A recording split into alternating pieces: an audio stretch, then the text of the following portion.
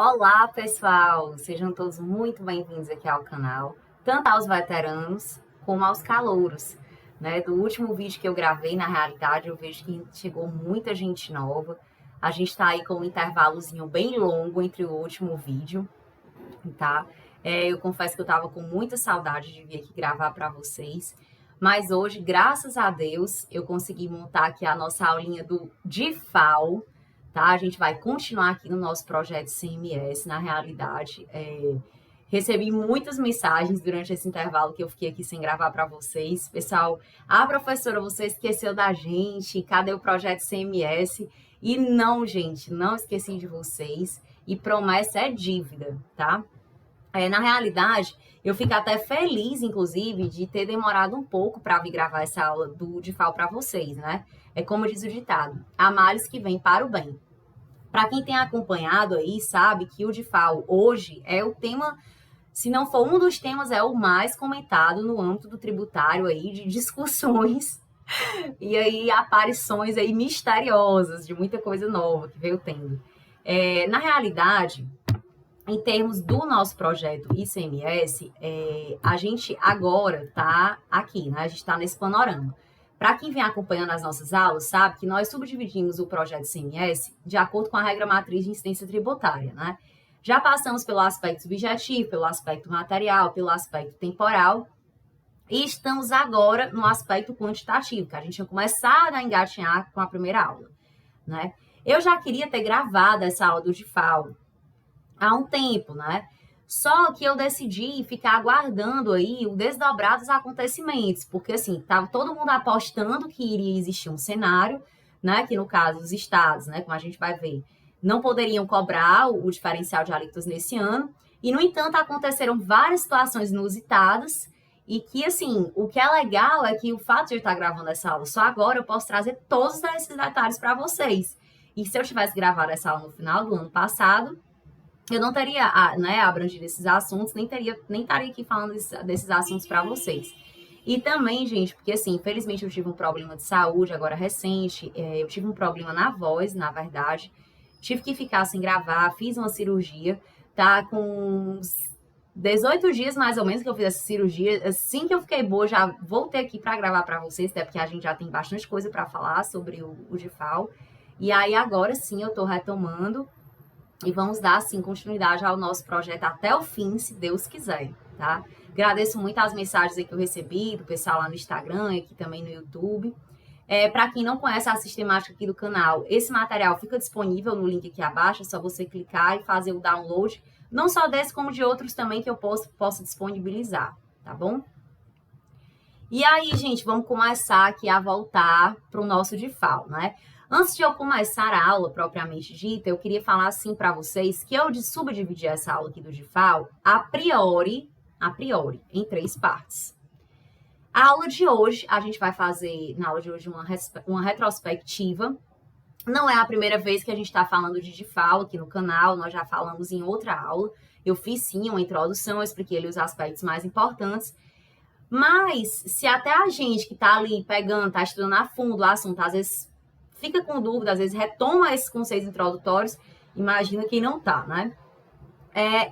Nessa primeira aula, na realidade, eu vou fazer, nessa primeira parte, uma retrospectiva, né?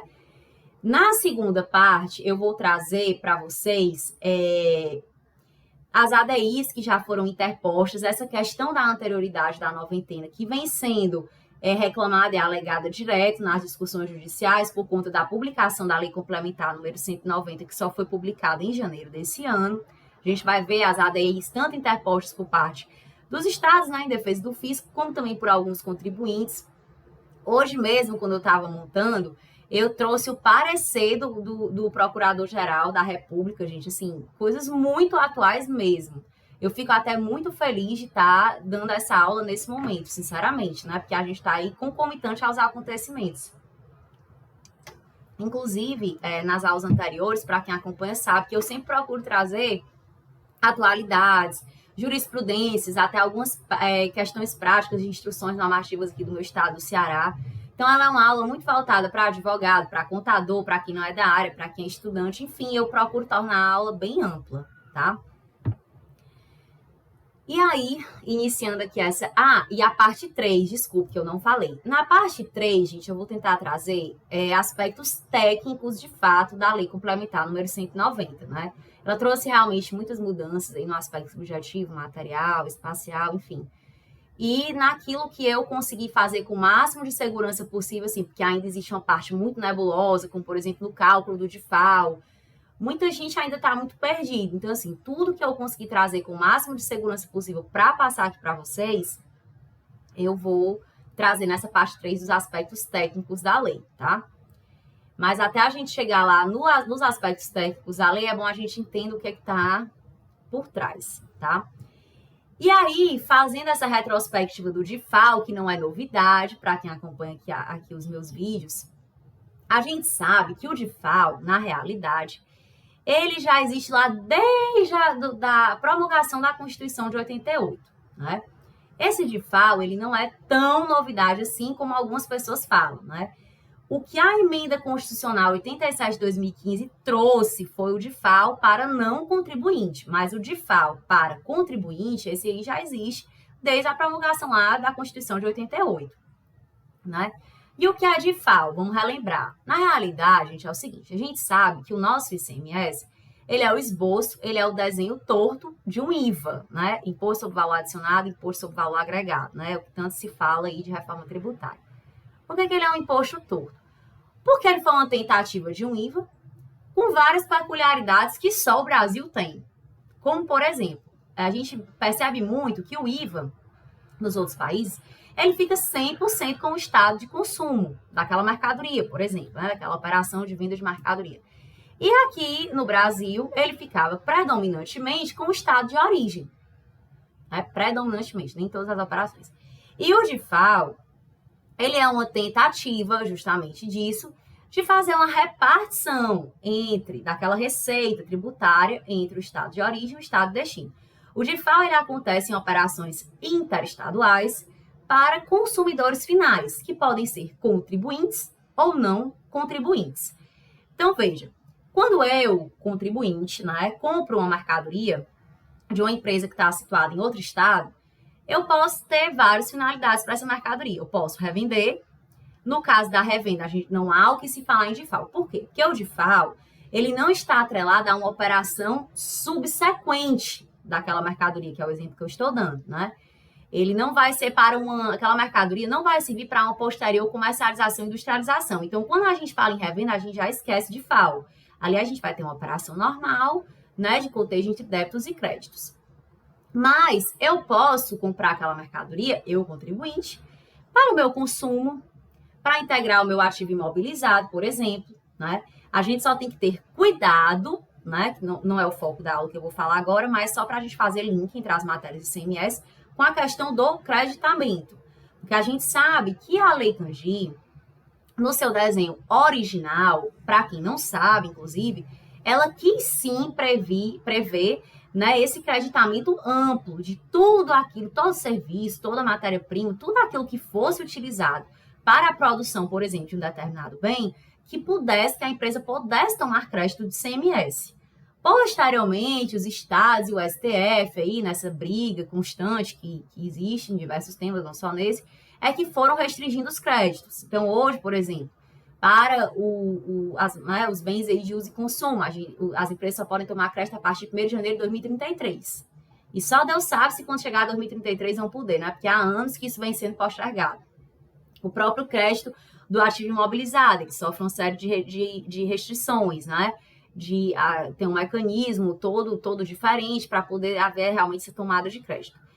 Então, assim, isso não é, como eu disse, o foco da aula é só a título mesmo, assim, de link com as outras matérias. Então, a gente só tem que ter cuidado com essa questão da tomada de crédito, né? A depender de qual seja a finalidade da mercadoria. Mas o fato é que, antes, quando eu, contribuinte, né, comprava uma mercadoria de outro estado, existia, sim, esse DIFAL, né? No caso de eu ser consumidora final daquilo. E estava tudo bem. Mas, quando eu, né, pessoa física, por exemplo, comprava uma televisão lá da Magazine Luiza que vinha de São Paulo, isso não acontecia, né? Isso antes da emenda constitucional 87 de 2015, que eu me refiro. Antes, como é que era feito? Inclusive, aqui na tela do slide para vocês, tem o desenho original, né, a redação original do artigo. Que o que acontecia? Quando a gente tinha essas operações interestaduais para contribuinte, a gente tinha, sim, saía de São Paulo, né, no exemplo, essa mesma televisão, saía de São Paulo, com a alíquota interestadual, que, para quem acompanha as aulas sabe que essa alíquota é de 7%, que, em regra, quando os estados vendem, os estados ricos vendem para os estados pobres, a alíquota interestadual é de 7%. Por quê? Porque quanto menor for essa alíquota interestadual, quando a gente for fazer o DIFAL, né, a repartição que vai ficar, vai ser, no caso, a diferença da alíquota interna do estado de destino, menos a alíquota interestadual, vai ficar mais ICMS para o estado de destino, né? Essa é a lógica. Então, no caso, ela sairia com a alíquota interestadual de São Paulo de 7% e iria haver o DIFAL aqui no destino, no caso. Vamos colocar a alíquota genérica 18 menos 7, ficaria 11% para o estado do Ceará. Mas, quando eu, pessoa física, não contribuinte do ICMS, comprava essa televisão, não havia o que se falar em DIFAL. Né? No caso, São Paulo ficava com a alíquota interna 100% para ele, vamos colocar uma alíquota genérica de 18%, e o estado do Ceará ficava a ver navios. Não recebia nada. Então, assim que era feito, né? Assim que funcionava o DIFAL. Porém, pessoal, hoje existem duas situações diferentes. A primeira, né, que hoje a comercialização via aí mercado eletrônico, comércio eletrônico aumentou muito. Hoje muitas pessoas sequer saem de casa para fazer uma compra. Hoje praticamente muita gente compra tudo pela internet. Inclusive hoje essa questão até assim dessas empresas estarem nos estados, né, mais ricos e tal, no sul está até mudando, porque muitas empresas estão abrindo centros de distribuições aqui no estado do Ceará. A Amazon, se eu não me engano, abriu um centro de distribuição enorme. Muitos estados estão dando benefícios fiscais de ICMS para que as empresas façam isso. Isso é bom porque reduz a carga tributária e reduz o custo de logística, obviamente. Mas, enfim, antigamente, principalmente a época da emenda constitucional 87 de 2015, basicamente você só comprava esse tipo de coisa do estado sul. Basicamente era só isso que acontecia. E os estados ricos ficavam cada vez mais ricos e os pobres cada vez mais pobres. Então, na bem da verdade, essa emenda constitucional 87 de 2015, ela foi uma tentativa de equalização dessa má distribuição tributária. Foi realmente aí para uma tentativa de reduzir isso, ou seja, tornar a tributação mais equânime. Até porque a gente sabe que é um objetivo da nossa República Federativa do Brasil de reduzir as desigualdades regionais. Então, essa emenda constitucional, ela veio justamente para isso. Tá aí como eu coloquei aqui, um dos objetivos, né? Reduzir as desigualdades sociais e regionais. Então, essa é a função precípua e a essência da emenda constitucional número 87 de 2015, tá? E aí que a emenda constitucional 87 de 2015, ela trouxe o DIFAL para não contribuintes do ICMS, certo? Como eu falei, antes só existia o DIFAL para os contribuintes. E a gente nem vai mais nem falar sobre isso, porque esse DIFAL para contribuintes não há o que se falar, não mudou nada, permanece igual. Daqui para frente, o nosso foco, certo? E hoje o que paira a discussão é justamente desse DIFAL para não contribuintes, certo? Então, a partir da emenda constitucional 87 de 2015, tanto fazia você ter essa operação interestadual do DIFAL para contribuinte como para não contribuinte, que seria do mesmo jeito, iria ter DIFAL. Mesma coisa, mesma forma de calcular, tá bom? Mas e aí? E aí, gente, que você imagina, antes, certo? A Magazine Luiza, que estava lá em São Paulo, quando ela vendia essa televisão para mim, que sou pessoa física, ela pegava a alíquota interna do estado dela, 18%, digamos assim, né, colocando na alíquota genérica, pagava 100% para o estado dela e estava encerrado o assunto. A partir da emenda, a Magazine Luiza vai pagar, primeiro, uma alíquota interestadual para o estado de São Paulo e vai recolher, sim, o DIFAL para o estado do Ceará. Por quê? Porque a própria emenda trouxe também essa redação, elegendo, no caso, né, a empresa, a Magazine Luiza, a responsável tributário por esse DIFAL. Porque, embora esse DIFAL pertença ao estado do Ceará, Como eu sou uma pessoa física não contribuinte do ICMS, não sou eu que vou recolhê-lo. Até por questões óbvias, é muito mais fácil para o estado do Ceará que a Magazine Luiza pegue uma GNRE, para quem não sabe, a Guia Nacional de Recolhimentos de Tributos Estaduais, e recolha esse DIFAL para o estado do Ceará. Né? No caso, eu só iria recolher, aqui é o DIFAL para o meu estado, se eu fosse contribuinte, tranquilo, tem uma relação ali muito mais fácil, muito mais direta com o fisco, né? Então, a empresa de São Paulo, a Magazine Luiza, é bem nítido que ela ganhou uma nova obrigação tributária, que surgiu aí para ela uma nova relação jurídica atrelada a essa obrigação tributária que antes ela não tinha, né? Mas e aí, você disse que os estados antes, imagina, os estados ricos ficavam por 100%, né, nessas vendas, principalmente de comércio eletrônico, essas operações interestaduais. E aí os estados ficavam com 100% do imposto para a alíquota interna deles. Olha que maravilha, né? Com certeza. E, de repente, eles passaram a não ter mais a alíquota interna e ficar com essa alíquota interestadual de 7%. De fato, houve uma queda brusca na arrecadação deles, com certeza. E aí a emenda constitucional, tendo ciência disso, o que foi que ela fez? Ela previu que esse DIFAL fosse ficando de forma gradativa com o estado de destino, né? De forma que somente a partir de 2019 é que o estado de destino passou a ficar com 100% desse DIFAL, para que os estados fossem se programando e não fossem sentindo tanto essa perda de arrecadação, tá? E aí, na realidade, gente, o que acontece, né? Quando a emenda constitucional trouxe isso, para quem aí sabe e lembra desses conceitos bem introdutórios de direito tributário, sabe que a própria Constituição da República, né, lá no artigo 146, diz que lei complementar deve tratar de normas gerais, especialmente no que tange aos impostos, no que tange ali a questão de base de cálculo, de contribuintes, enfim. E você deve pensar, mas essa emenda constitucional, de fato, ela trouxe uma mudança substancial. Ela criou uma nova relação jurídica tributária, ela criou uma obrigação tributária. Cadê a lei complementar? Que eu nunca soube que teve até então. De fato, não teve, gente. Foi muito questionado na época se isso seria uma criação de um novo tributo, inclusive.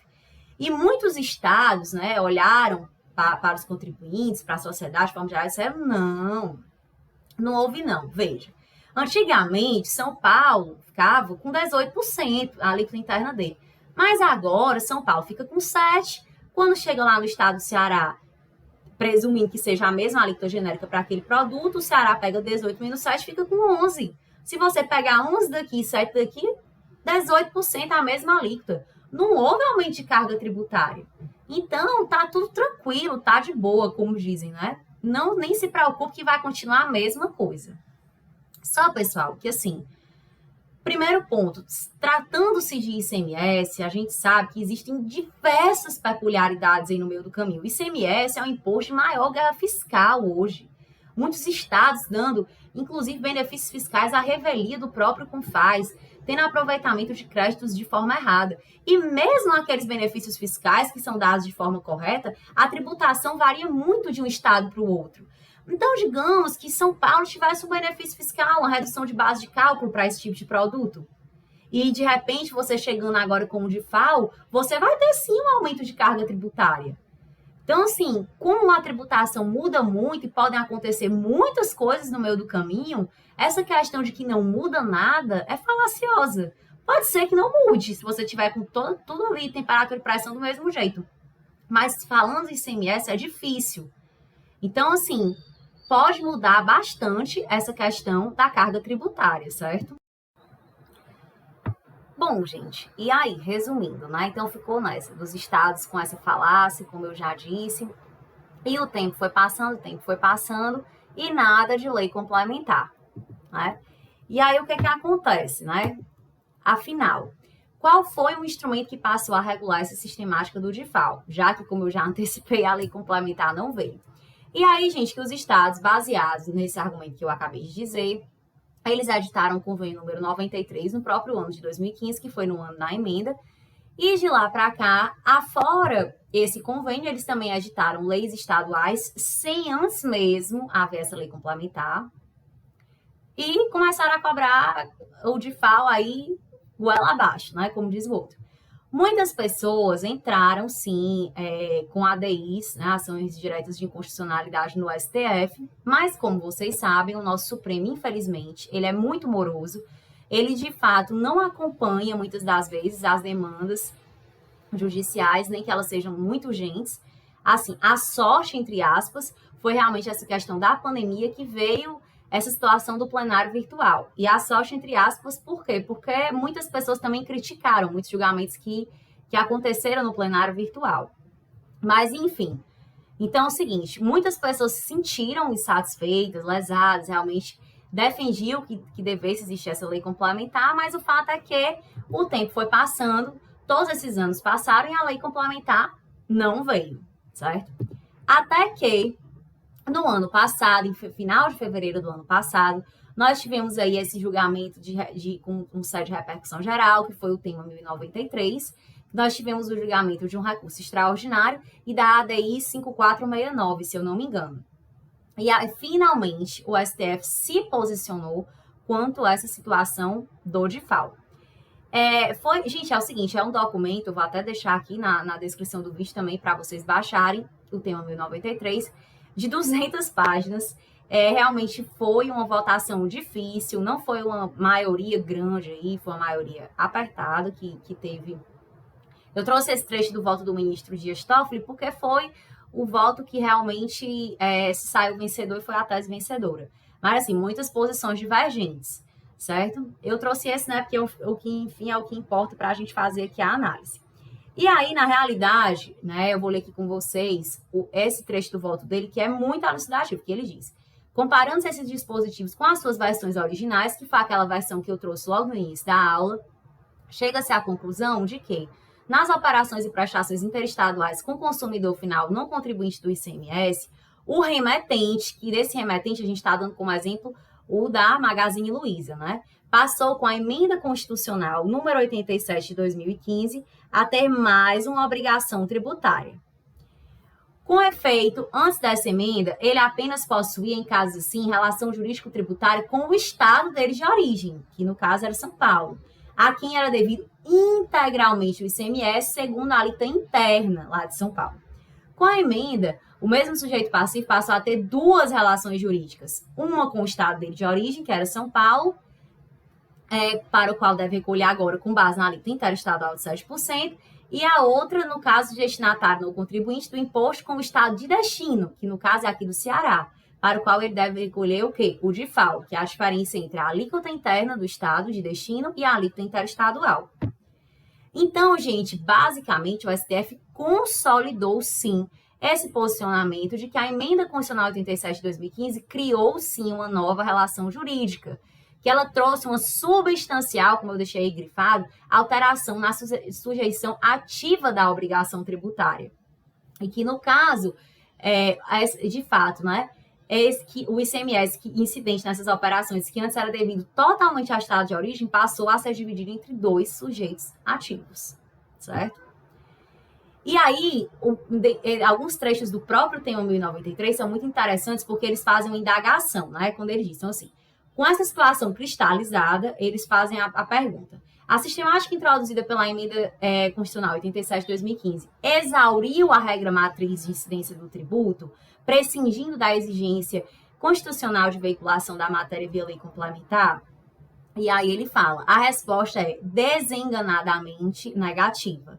A nova disciplina, no que estabelecida a cobrança do DIFAL em favor da unidade federativa de destino imputada ao remetente, o recolhimento, encerra dados de ordem material, espacial e pessoal, sinalizando imprescindível a espécie legislativa.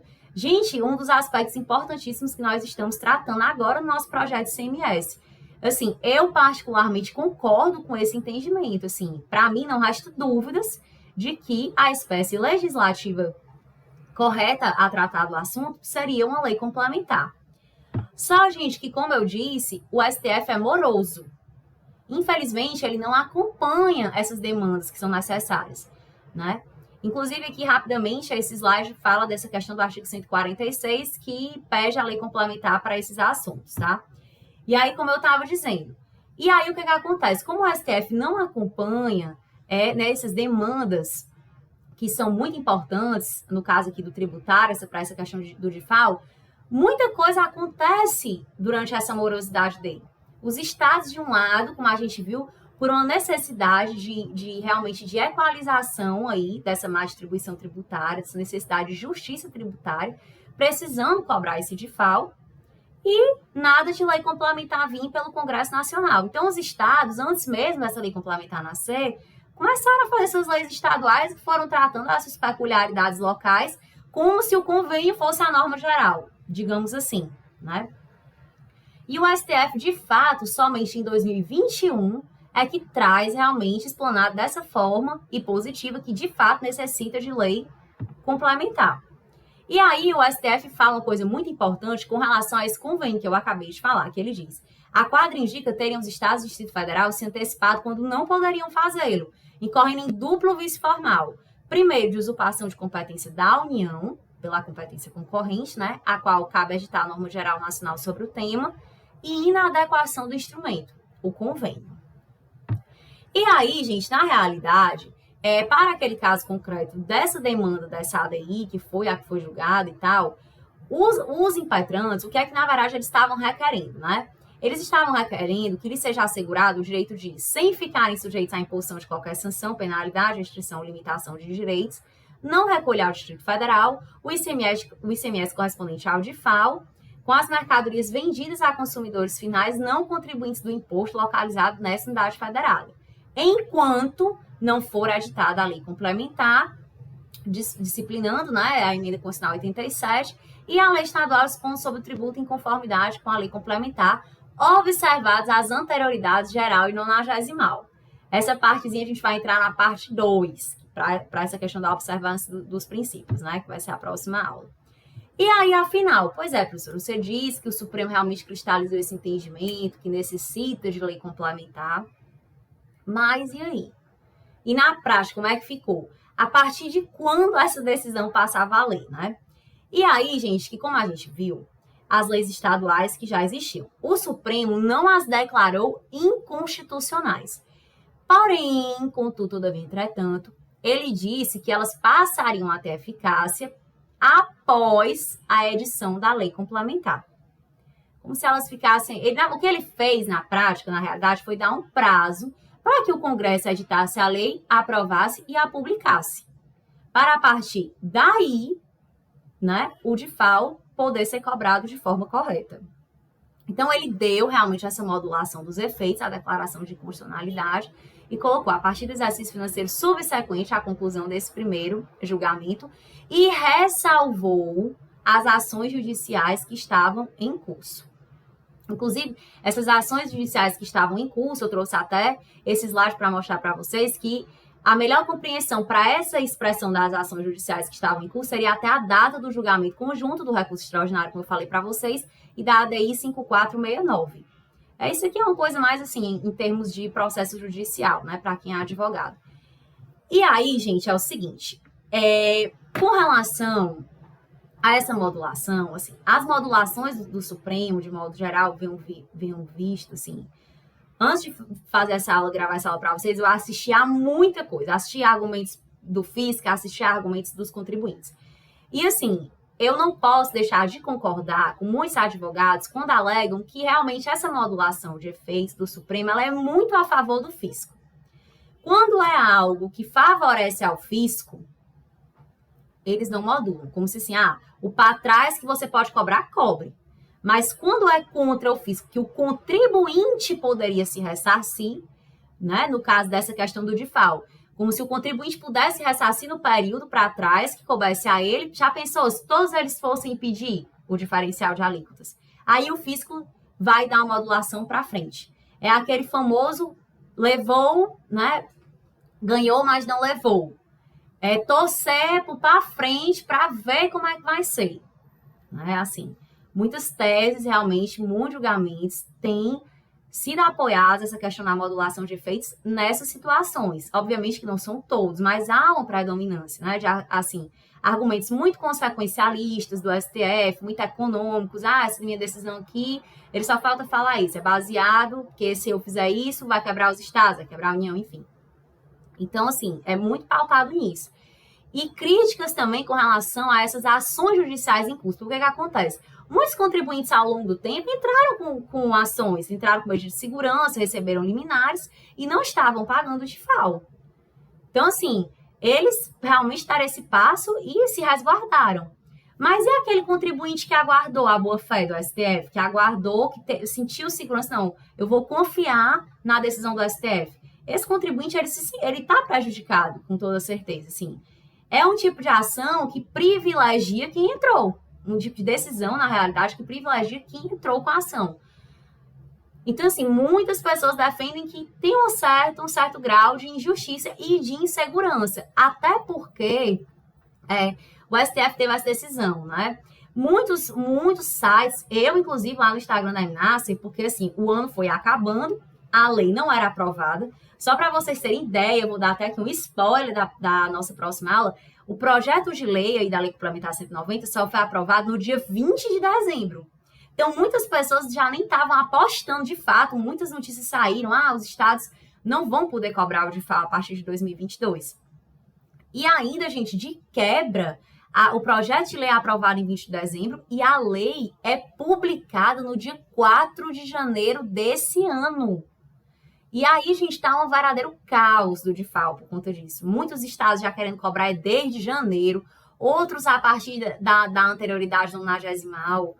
Olha, a gente vai ver, gente, como diz aqui no Ceará, tá um verdadeiro saco de gato com cachorro dentro, essa situação do DIFAL, tá? Realmente, na próxima aula é bem legal, trouxe bem assim o panorama para a gente se situar, como eu falei no início, ADIs que já foram interpostas por parte dos estados em defesa do fisco, ADIs pelos contribuintes. É muito interessante a gente ver os argumentos dos dois lados.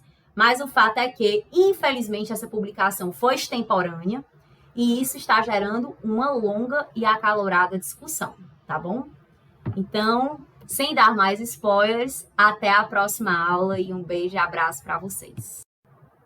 Olá, pessoal! Sejam todos muito bem-vindos aqui ao canal, tanto aos veteranos como aos calouros, né? Do último vídeo que eu gravei, na realidade, eu vejo que chegou muita gente nova. A gente tá aí com um intervalozinho bem longo entre o último vídeo, tá? Eu confesso que eu tava com muita saudade de vir aqui gravar para vocês, mas hoje, graças a Deus, eu consegui montar aqui a nossa aulinha do DIFAL, tá? A gente vai continuar aqui no nosso projeto CMS, na realidade. Recebi muitas mensagens durante esse intervalo que eu fiquei aqui sem gravar para vocês. Pessoal, professora, você esqueceu da gente, cadê o projeto CMS? E não, gente, não esqueci de vocês. E promessa é dívida, tá? Na realidade, eu fico até feliz, inclusive, de ter demorado um pouco para vir gravar essa aula do DIFAL para vocês, né? É como diz o ditado, há males que vêm para o bem. Para quem tem acompanhado aí, sabe que o DIFAL hoje é o tema, se não for um dos temas, é o mais comentado no âmbito do tributário aí, de discussões e aí aparições aí misteriosas de muita coisa nova que veio tendo.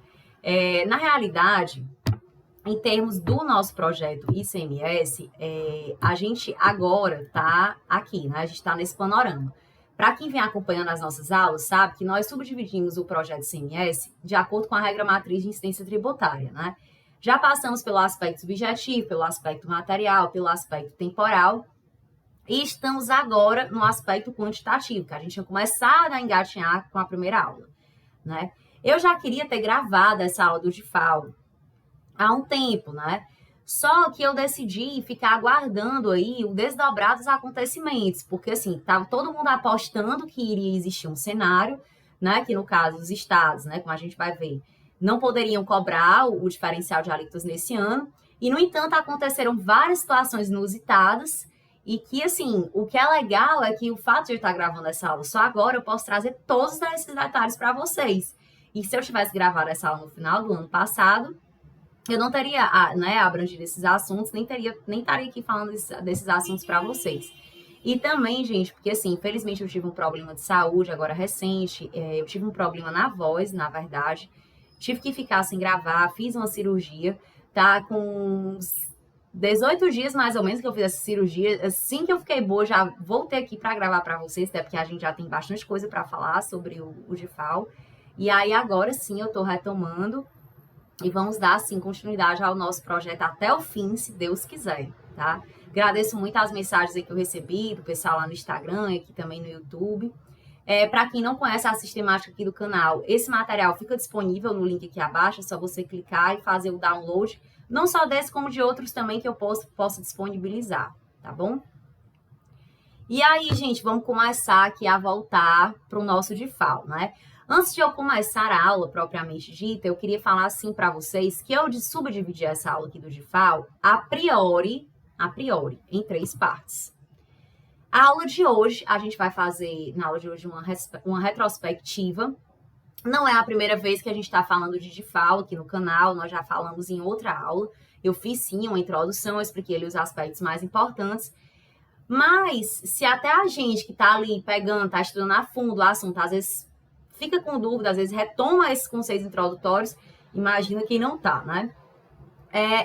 Nessa primeira aula, na realidade, eu vou fazer, nessa primeira parte, uma retrospectiva, né?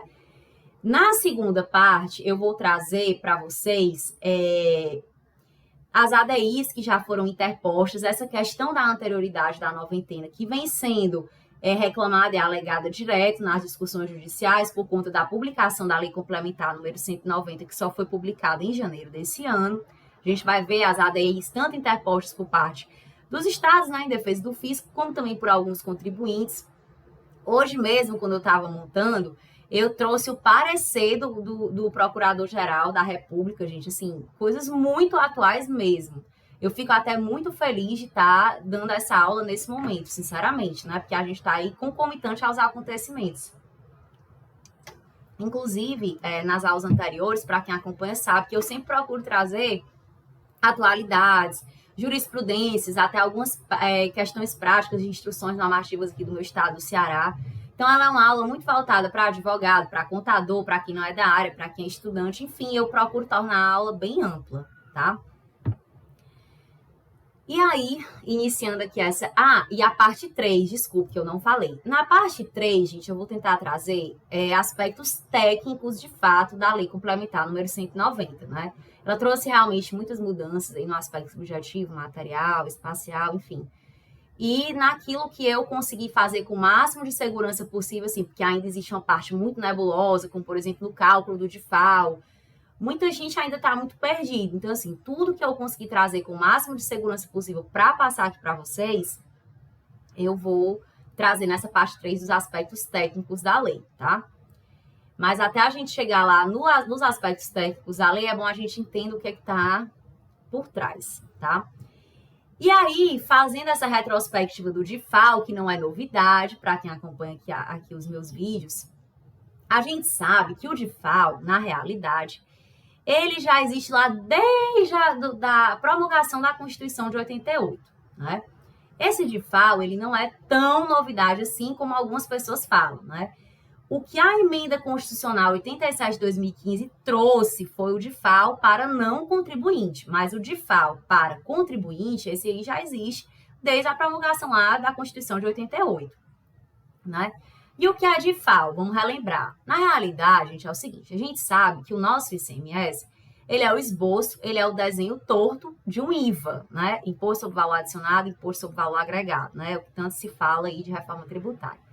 Por que ele é um imposto torto? Porque ele foi uma tentativa de um IVA com várias peculiaridades que só o Brasil tem.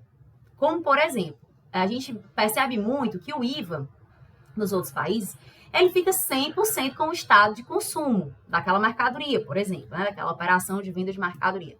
E aqui no Brasil, ele ficava predominantemente com o estado de origem. Né? Predominantemente, nem todas as operações. E o DIFAL, ele é uma tentativa justamente disso, de fazer uma repartição daquela receita tributária entre o estado de origem e o estado de destino. O DIFAL, ele acontece em operações interestaduais para consumidores finais, que podem ser contribuintes ou não contribuintes. Então, veja, quando eu, contribuinte, né, compro uma mercadoria de uma empresa que está situada em outro estado, eu posso ter várias finalidades para essa mercadoria. Eu posso revender. No caso da revenda, a gente não há o que se falar em DIFAL. Por quê? Porque o DIFAL, ele não está atrelado a uma operação subsequente daquela mercadoria, que é o exemplo que eu estou dando, né? Ele não vai ser para aquela mercadoria, não vai servir para uma posterior comercialização e industrialização. Então, quando a gente fala em revenda, a gente já esquece DIFAL. Ali a gente vai ter uma operação normal, né, de cotejo entre débitos e créditos. Mas eu posso comprar aquela mercadoria, eu, contribuinte, para o meu consumo, para integrar o meu ativo imobilizado, por exemplo, né? A gente só tem que ter cuidado, né? Que não é o foco da aula que eu vou falar agora, mas só para a gente fazer link entre as matérias de ICMS com a questão do creditamento.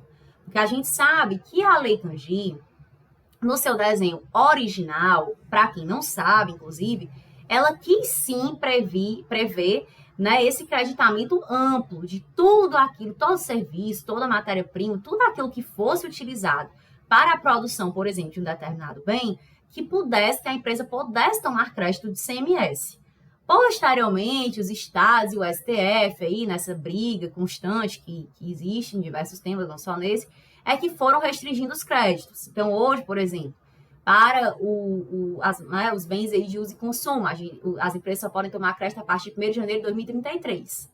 E só Deus sabe se quando chegar a 2033 vão poder, né? Porque há anos que isso vem sendo postergado. O próprio crédito do ativo imobilizado, ele sofre uma série de restrições, né? Tem um mecanismo todo diferente para poder haver realmente essa tomada de crédito. Então, assim, isso não é, como eu disse, o foco da aula é só a título mesmo, assim, de link com as outras matérias. Então, a gente só tem que ter cuidado com essa questão da tomada de crédito, né? A depender de qual seja a finalidade da mercadoria. Mas o fato é que, antes, quando eu, contribuinte, né, comprava uma mercadoria de outro estado, existia, sim, esse DIFAL, né? No caso de eu ser consumidora final daquilo. E estava tudo bem. Mas, quando eu, né, pessoa física, por exemplo, comprava uma televisão lá da Magazine Luiza que vinha de São Paulo, isso não acontecia, né? Isso antes da emenda constitucional 87 de 2015, que eu me refiro. Antes, como é que era feito? Inclusive, aqui na tela do slide para vocês, tem o desenho original, né? A redação original do artigo. Que o que acontecia? Quando a gente tinha essas operações interestaduais para contribuinte, a gente tinha, sim, saía de São Paulo, né? No exemplo, essa mesma televisão saía de São Paulo, com a alíquota interestadual, que, para quem acompanha as aulas sabe que essa alíquota é de 7%, que, em regra, quando os estados ricos vendem para os estados pobres, a alíquota interestadual é de 7%. Por quê? Porque quanto menor for essa alíquota interestadual, quando a gente for fazer o DIFAL, né, a repartição que vai ser, no caso, a diferença da alíquota interna do estado de destino, menos a alíquota interestadual, vai ficar mais ICMS para o estado de destino, né? Essa é a lógica. Então, no caso, ela sairia com a alíquota interestadual de São Paulo de 7% e iria haver o DIFAL aqui no destino, no caso. Vamos colocar a alíquota genérica 18 menos 7, ficaria 11% para o estado do Ceará. Mas, quando eu, pessoa física, não contribuinte do ICMS, comprava essa televisão, não havia o que se falar em DIFAL, né? No caso, São Paulo ficava com a alíquota interna 100% para ele, vamos colocar uma alíquota genérica de 18%, e o estado do Ceará ficava a ver navios. Não recebia nada. Então, assim que era feito, né? Assim que funcionava o DIFAL. Porém, pessoal, hoje existem duas situações diferentes. A primeira, né, que hoje a comercialização via aí mercado eletrônico, comércio eletrônico aumentou muito. Hoje muitas pessoas sequer saem de casa para fazer uma compra. Hoje praticamente muita gente compra tudo pela internet. Inclusive hoje essa questão até assim dessas empresas estarem nos estados, né, mais ricos e tal, no sul, está até mudando, porque muitas empresas estão abrindo centros de distribuições aqui no estado do Ceará. A Amazon, se eu não me engano, abriu um centro de distribuição enorme. Muitos estados estão dando benefícios fiscais de ICMS para que as empresas façam isso. Isso é bom, porque reduz a carga tributária e reduz o custo de logística, obviamente. Mas, enfim, antigamente, principalmente a época da emenda constitucional 87 de 2015, basicamente você só comprava esse tipo de coisa do estado sul. Basicamente era só isso que acontecia. E os estados ricos ficavam cada vez mais ricos, e os pobres cada vez mais pobres. Então, na bem da verdade, essa emenda constitucional 87 de 2015, ela foi uma tentativa de equalização dessa má distribuição tributária. Foi realmente aí para uma tentativa de reduzir isso, ou seja, tornar a tributação mais equânime, até porque a gente sabe que é um objetivo da nossa República Federativa do Brasil de reduzir as desigualdades regionais. Então, essa emenda constitucional, ela veio justamente para isso, tá? Tá aí como eu coloquei aqui, um dos objetivos, né? Reduzir as desigualdades sociais e regionais. Então, essa é a função precípua e a essência da emenda constitucional número 87 de 2015, tá? E aí que a emenda constitucional 87 de 2015, ela trouxe o DIFAL para não contribuintes do ICMS, certo? Como eu falei, antes só existia o DIFAL para os contribuintes. E a gente nem vai mais nem falar sobre isso, porque esse DIFAL para contribuintes não há o que se falar, não mudou nada, permanece igual. Daqui para frente, o nosso foco, certo? E hoje o que paira a discussão é justamente desse DIFAL para não contribuintes, certo? Então, a partir da emenda constitucional 87 de 2015, tanto fazia você ter essa operação interestadual do DIFAL para contribuinte como para não contribuinte, que seria do mesmo jeito, iria ter DIFAL. Mesma coisa, mesma forma de calcular, tá bom? Mas e aí? E aí, gente, que você imagina, antes, certo? A Magazine Luiza, que estava lá em São Paulo, quando ela vendia essa televisão para mim, que sou pessoa física, ela pegava a alíquota interna do estado dela, 18%, digamos assim, né, colocando na alíquota genérica, pagava 100% do estado dela e estava encerrado o assunto.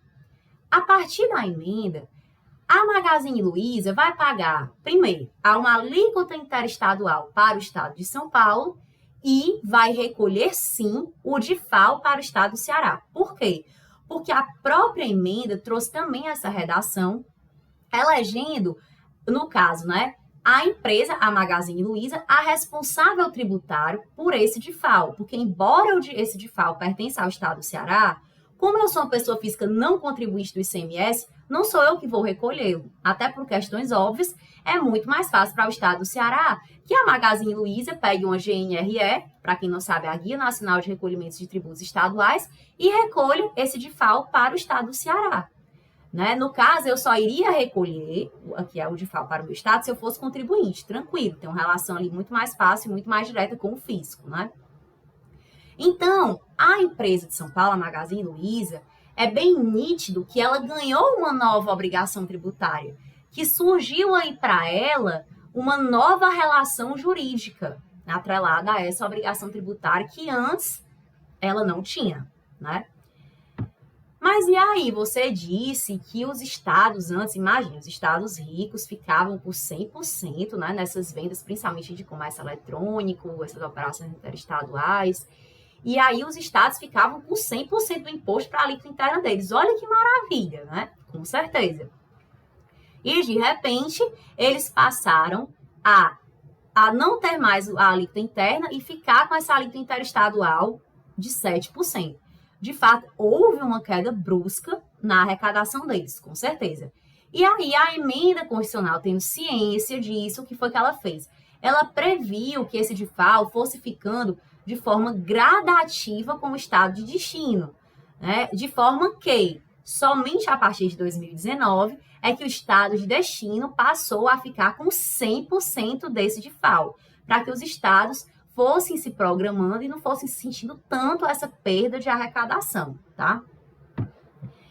E aí, na realidade, gente, o que acontece, né? Quando a emenda constitucional trouxe isso, para quem aí sabe e lembra desses conceitos bem introdutórios de direito tributário, sabe que a própria Constituição da República, né, lá no artigo 146, diz que lei complementar deve tratar de normas gerais, especialmente no que tange aos impostos, no que tange ali a questão de base de cálculo, de contribuintes, enfim.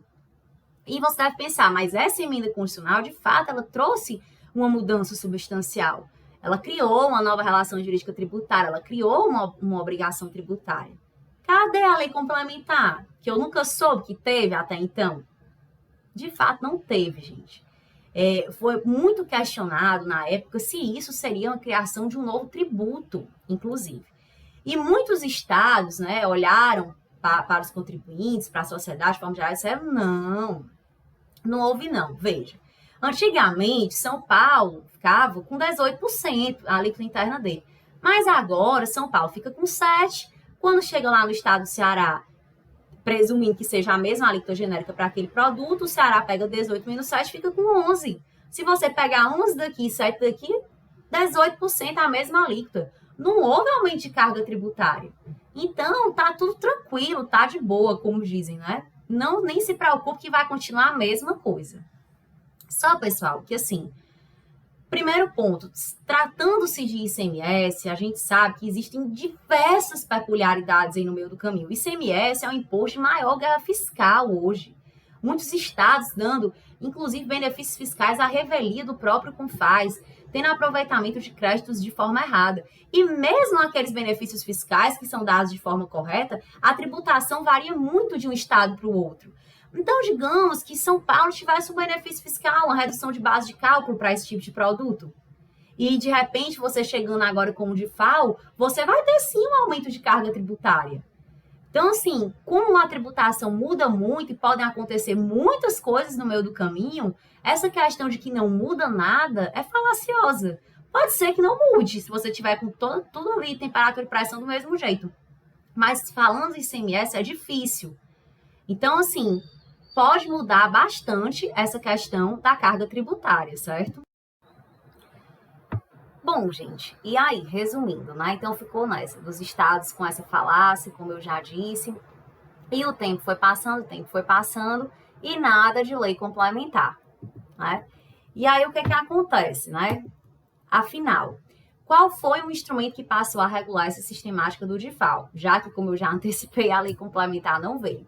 E aí, gente, que os estados, baseados nesse argumento que eu acabei de dizer, eles editaram o convênio número 93 no próprio ano de 2015, que foi no ano da emenda, e de lá para cá, afora esse convênio, eles também editaram leis estaduais sem antes mesmo haver essa lei complementar, e começaram a cobrar o DIFAL aí goela abaixo, né, como diz o outro. Muitas pessoas entraram, sim, com ADIs, né, ações diretas de inconstitucionalidade no STF, mas, como vocês sabem, o nosso Supremo, infelizmente, ele é muito moroso, ele, de fato, não acompanha, muitas das vezes, as demandas judiciais, nem que elas sejam muito urgentes. Assim, a sorte, entre aspas, foi realmente essa questão da pandemia que veio essa situação do plenário virtual. E a sorte, entre aspas, por quê? Porque muitas pessoas também criticaram muitos julgamentos que aconteceram no plenário virtual. Mas, enfim. Então, é o seguinte, muitas pessoas se sentiram insatisfeitas, lesadas, realmente defendiam que devesse existir essa lei complementar, mas o fato é que o tempo foi passando, todos esses anos passaram e a lei complementar não veio, certo? Até que no ano passado, em final de fevereiro do ano passado, nós tivemos aí esse julgamento com um sede de repercussão geral, que foi o tema 1093.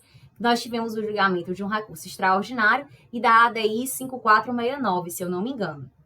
E aí, finalmente, o STF se posicionou quanto a essa situação do DIFAL. Gente, é o seguinte, é um documento, eu vou até deixar aqui na descrição do vídeo também para vocês baixarem, o tema 1093, de 200 páginas.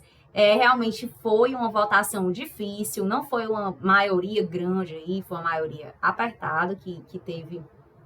Eu trouxe esse trecho do voto do ministro Dias Toffoli porque foi o voto que realmente se saiu vencedor e foi a tese vencedora.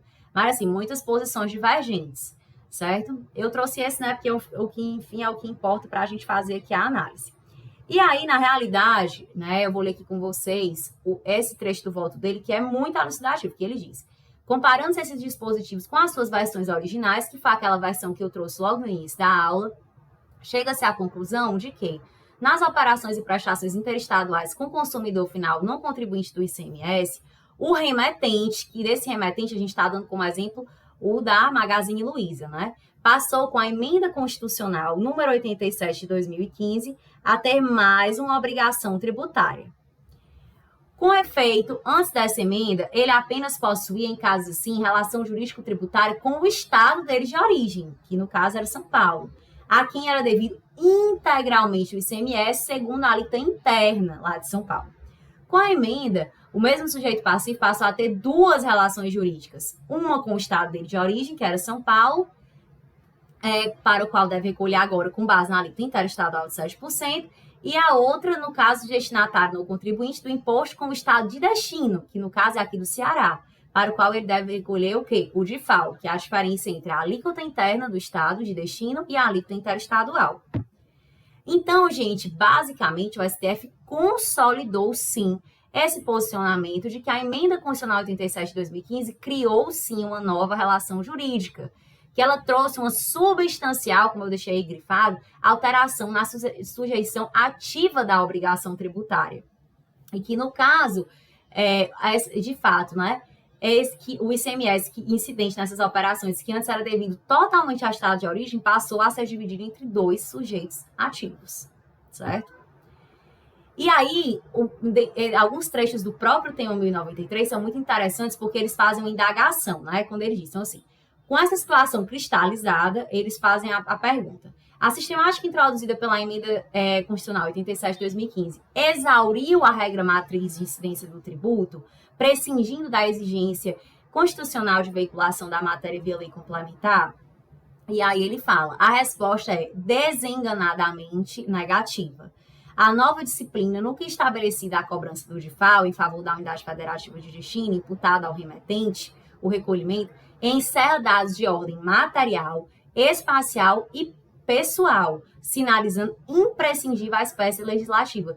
Gente, um dos aspectos importantíssimos que nós estamos tratando agora no nosso projeto de CMS. Assim, eu particularmente concordo com esse entendimento. Assim, para mim não resta dúvidas de que a espécie legislativa correta a tratar do assunto seria uma lei complementar. Só, gente, que como eu disse, o STF é moroso. Infelizmente, ele não acompanha essas demandas que são necessárias, né? Inclusive, aqui, rapidamente, esse slide fala dessa questão do artigo 146, que pede a lei complementar para esses assuntos, tá? E aí, como eu estava dizendo, e aí o que acontece? Como o STF não acompanha essas demandas que são muito importantes, no caso aqui do tributário, para essa questão do DIFAL, muita coisa acontece durante essa morosidade dele. Os estados, de um lado, como a gente viu, por uma necessidade realmente de equalização aí dessa má distribuição tributária, dessa necessidade de justiça tributária, precisando cobrar esse DIFAL, e nada de lei complementar vir pelo Congresso Nacional. Então, os estados, antes mesmo dessa lei complementar nascer, começaram a fazer suas leis estaduais que foram tratando essas peculiaridades locais como se o convênio fosse a norma geral, digamos assim, né? E o STF, de fato, somente em 2021 é que traz realmente explanado dessa forma e positiva que, de fato, necessita de lei complementar. E aí o STF fala uma coisa muito importante com relação a esse convênio que eu acabei de falar, que ele diz: a quadra indica terem os estados do Distrito Federal se antecipado quando não poderiam fazê-lo, incorrendo em duplo vício formal. Primeiro, de usurpação de competência da União, pela competência concorrente, né, a qual cabe editar a norma geral nacional sobre o tema, e inadequação do instrumento, o convênio. E aí, gente, na realidade, para aquele caso concreto dessa demanda dessa ADI, que foi a que foi julgada e tal, os impetrantes, o que é que, na verdade, eles estavam requerendo, né? Eles estavam requerendo que lhes seja assegurado o direito de, sem ficarem sujeitos à imposição de qualquer sanção, penalidade, restrição ou limitação de direitos, não recolher ao Distrito Federal o ICMS correspondente ao DIFAL, com as mercadorias vendidas a consumidores finais não contribuintes do imposto localizado nessa unidade federada, enquanto não for editada a lei complementar, disciplinando, né, a Emenda Constitucional 87 e a lei estadual dispondo sobre o tributo em conformidade com a lei complementar, observadas as anterioridades geral e nonagesimal. Essa partezinha a gente vai entrar na parte 2, para essa questão da observância dos princípios, né, que vai ser a próxima aula. E aí, afinal, pois é, professor, você diz que o Supremo realmente cristalizou esse entendimento, que necessita de lei complementar, mas e aí? E na prática, como é que ficou? A partir de quando essa decisão passa a valer, né? E aí, gente, que como a gente viu, as leis estaduais que já existiam. O Supremo não as declarou inconstitucionais. Porém, contudo, todavia, entretanto, ele disse que elas passariam a ter eficácia após a edição da lei complementar. Como se elas ficassem...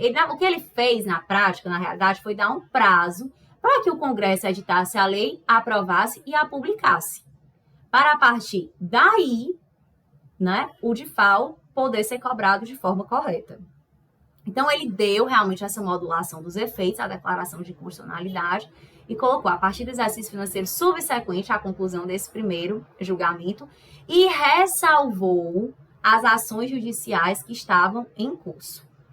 Inclusive, essas ações judiciais que estavam em curso, eu trouxe até esse slide para mostrar para vocês que a melhor compreensão para essa expressão das ações judiciais que estavam em curso seria até a data do julgamento conjunto do recurso extraordinário, como eu falei para vocês, e da ADI 5469. Isso aqui é uma coisa mais assim, em termos de processo judicial, né, para quem é advogado. E aí, gente, é o seguinte, com relação a essa modulação, assim, as modulações do Supremo, de modo geral, venham visto, assim, antes de fazer essa aula, gravar essa aula para vocês, eu assisti a muita coisa, assisti a argumentos do FISC, assisti a argumentos dos contribuintes. E assim, eu não posso deixar de concordar com muitos advogados quando alegam que realmente essa modulação de efeitos do Supremo ela é muito a favor do fisco.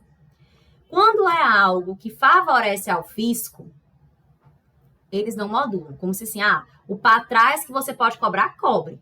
Mas quando é contra o fisco, que o contribuinte poderia se ressarcir, né, no caso dessa questão do DIFAL, como se o contribuinte pudesse ressarcir no período para trás, que coubesse a ele, já pensou, se todos eles fossem pedir o diferencial de alíquotas? Aí o fisco vai dar uma modulação para frente. É aquele famoso levou, né, ganhou, mas não levou. Torcer para frente para ver como é que vai ser. Não é assim. Muitas teses, realmente, muitos julgamentos têm sido apoiados essa questão da modulação de efeitos nessas situações. Obviamente que não são todos, mas há uma predominância, né? De, assim, argumentos muito consequencialistas do STF, muito econômicos. Essa minha decisão aqui, ele só falta falar isso. É baseado que se eu fizer isso, vai quebrar os estados, vai quebrar a União, enfim. Então, assim, é muito pautado nisso. E críticas também com relação a essas ações judiciais em curso. O que acontece? Muitos contribuintes ao longo do tempo entraram com ações, entraram com medidas de segurança, receberam liminares e não estavam pagando de FAO. Então, assim, eles realmente deram esse passo e se resguardaram. Mas é aquele contribuinte que aguardou a boa-fé do STF, que aguardou, que sentiu segurança, não, eu vou confiar na decisão do STF. Esse contribuinte, ele está prejudicado, com toda certeza, assim. É um tipo de ação que privilegia quem entrou. Um tipo de decisão, na realidade, que privilegia quem entrou com a ação. Então, assim, muitas pessoas defendem que tem um certo grau de injustiça e de insegurança. Até porque o STF teve essa decisão, né? Muitos sites, eu, inclusive, lá no Instagram da Emnacer, porque, assim, o ano foi acabando, a lei não era aprovada. Só para vocês terem ideia, eu vou dar até aqui um spoiler da nossa próxima aula. O projeto de lei aí da Lei Complementar 190 só foi aprovado no dia 20 de dezembro. Então, muitas pessoas já nem estavam apostando de fato, muitas notícias saíram, os estados não vão poder cobrar o DIFAL a partir de 2022. E ainda, gente, de quebra, o projeto de lei é aprovado em 20 de dezembro e a lei é publicada no dia 4 de janeiro desse ano. E aí, gente, está um verdadeiro caos do DIFAL por conta disso. Muitos estados já querendo cobrar desde janeiro, outros a partir da anterioridade do 90º. Olha, a gente vai ver, gente, como diz aqui no Ceará, tá um verdadeiro saco de gato com cachorro dentro, essa situação do DIFAL, tá? Realmente, na próxima aula é bem legal, trouxe bem assim o panorama para a gente se situar, como eu falei no início, ADIs que já foram interpostas por parte dos estados em defesa do fisco, ADIs pelos contribuintes. É muito interessante a gente ver os argumentos dos dois lados. Mas o fato é que, infelizmente, essa publicação foi extemporânea e isso está gerando uma longa e acalorada discussão, tá bom? Então, sem dar mais spoilers, até a próxima aula e um beijo e abraço para vocês.